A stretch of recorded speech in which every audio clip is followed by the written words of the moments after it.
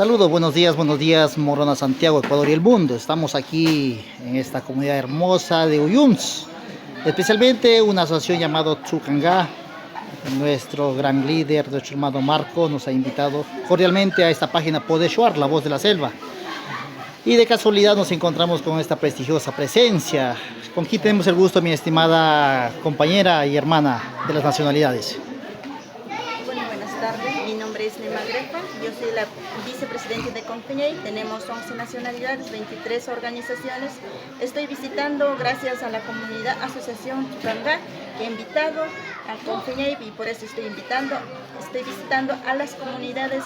Estamos caminando todo el territorio, visitando, viendo las necesidades de los bases de las organizaciones y nacionalidades. Usted es la vicepresidenta de la Confeñay. Sí, yo soy la vicepresidenta de Confeñay. Cuéntame, mi estimada compañera, ¿cuál es su misión o encomendado por el señor presidente para este periodo que ustedes van a llevar a cabo?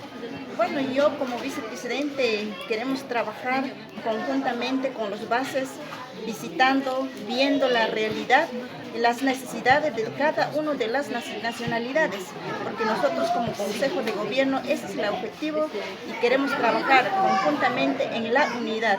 Sin base no es Confeñay, y por eso buscamos la unidad, no queremos destruir la Confeñay, es regional.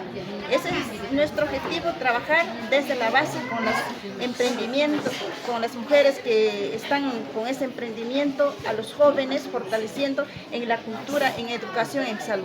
¿Cómo están ustedes en la estructura? ¿Están ustedes bien consolidados como Consejo de Gobierno o hay algunas situaciones que están viviendo internamente ustedes? Bueno, como Consejo de Gobierno nosotros no tenemos con ninguno de los, como te digo, con otras organizaciones. Estamos bien estructurados y eso este año queremos trabajar más con los compañeros desde la base, desde las necesidades, viendo la realidad, visitando. Ese es el objetivo de como Confeñay. ¿Ustedes van a apoyar a organizaciones, asociaciones con fondos económicos probablemente o tienen que presentar proyectos? ¿Tienen algún plan al respecto? Bueno, nosotros como Consejo de Gobierno estamos buscando cómo podemos apoyar a todos los pueblos y nacionalidades con los emprendimientos de este territorio. Una pregunta final y que es inquietante para todos.